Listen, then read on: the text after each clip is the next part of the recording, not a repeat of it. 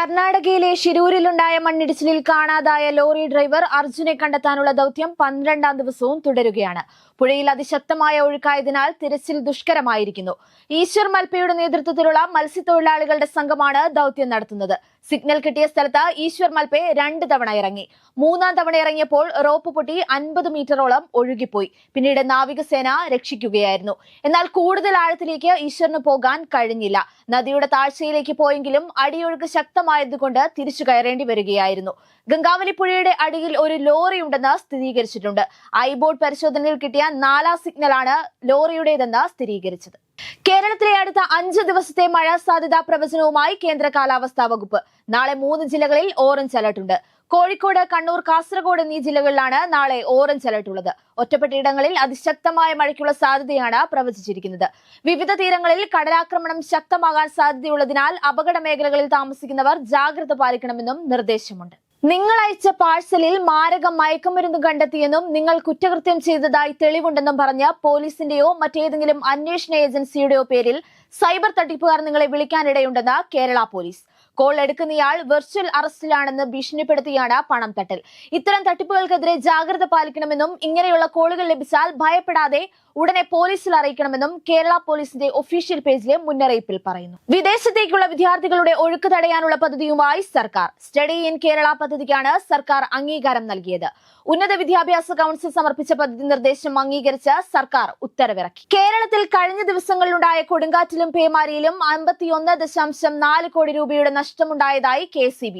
പ്രാഥമിക കണക്കുകൾ പ്രകാരം സംസ്ഥാനത്താകെ 5961 വിതരണ ട്രാൻസ്ഫോമറുകളുടെ കീഴിൽ വൈദ്യുതി വിതരണം പൂർണ്ണമായി തടസ്സപ്പെട്ടു.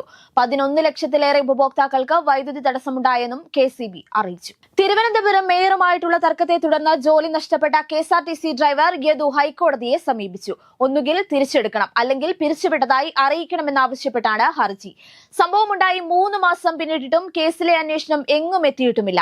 ഓവർടേക്ക് ചെയ്യാൻ അനുവദിക്കാതെ യദു അശ്ലീല ആംഗ്യം കാണിച്ചെന്നാരോപിച്ചാണ് ബസ് തടഞ്ഞു നിർത്തി മേയർ ആര്യ രാജേന്ദ്രനും ഭർത്താവ് സച്ചിൻ ദേവ് MLAയും ചോദ്യം ചെയ്യുന്ന ദൃശ്യങ്ങൾ പുറത്തു വന്നതോടെയാണ് ഇരു കൂട്ടരും പരസ്പര ആരോപണങ്ങളുമായി രംഗത്തെത്തിയിരുന്നത്. പ്രധാനമന്ത്രി അധ്യക്ഷനായ നീതി ആയോഗ് യോഗത്തിൽ പ്രതിഷേധിച്ചിറങ്ങി മമതാ ബാനർജി. നീതി ആയോഗ് പിരിച്ചുവിടണമെന്നാണ് പശ്ചിമ ബംഗാൾ മുഖ്യമന്ത്രി മമതാ ബാനർജി ആവശ്യപ്പെടുന്നത്.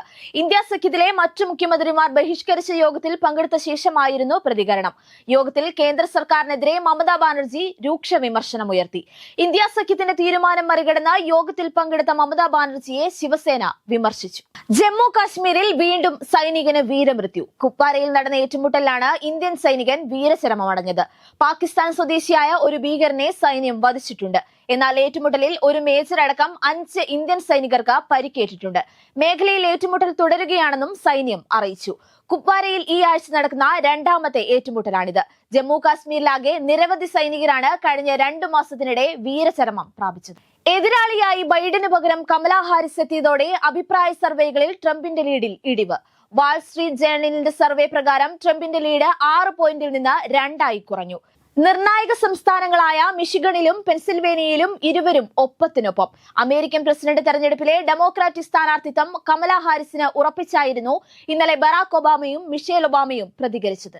സെൻ നദീതീരത്ത് വിസ്മയ കാഴ്ചകൾ ഒരുക്കി 2024 ഒളിമ്പിക്സിന് ഔദ്യോഗിക തുടക്കമായി. പാരീസിൽ പ്രാദേശിക സമയം വൈകിട്ട് 7 മണിക്കാണ് ഉദ്ഘാടന പരിപാടികൾ ആരംഭിച്ചത്. സ്റ്റേഡിയങ്ങളിലെ പതിവ് നിയന്ത്രണങ്ങൾ വിട്ട് സെൻ നദിയുടെ തീരത്തേക്ക് മാറിയ ഒളിമ്പിക് ഉദ്ഘാടന പരിപാടികളിൽ ആയിരക്കണക്കിന് ആരാധകർക്കാണ് കാഴ്ചയുടെ വിരുന്നൊരുക്കിയത്. ഒളിമ്പിക് ദീപശിഖയെ നദിക്ക് കുറുകെയുള്ള ഓസ്റ്റർലിസ് പാലത്തിൽ ഫ്രാൻസിന്റെ ദേശീയ പതാകയുടെ നിറത്തിലുള്ള വർണ്ണ കാഴ്ചകൾ ഒരുക്കിയാണ് സെൻ നദിയിൽ സ്വീകരിച്ചത്. 2024 ഒളിമ്പിക്സിലെ ആദ്യ സ്വർണം ചൈനയ്ക്ക്. 10 മീറ്റർ എയർ റൈഫിൾ മിക്സഡ് ഫൈനലിൽ ദക്ഷിണ കൊറിയയെ 16-12 തോൽപ്പിച്ചാണ് ചൈന മെഡൽ വേട്ടയ്ക്ക് തുടക്കമിട്ടത്. ചൈനീസ് താരങ്ങളായ ഹുവാങ് യുട്ടിങ്ങും ഷെങ് ലിയോവോയും ആദ്യ റൗണ്ടിൽ പിന്നിൽ നിന്ന ശേഷമാണ് മത്സരം സ്വന്തമാക്കിയത്.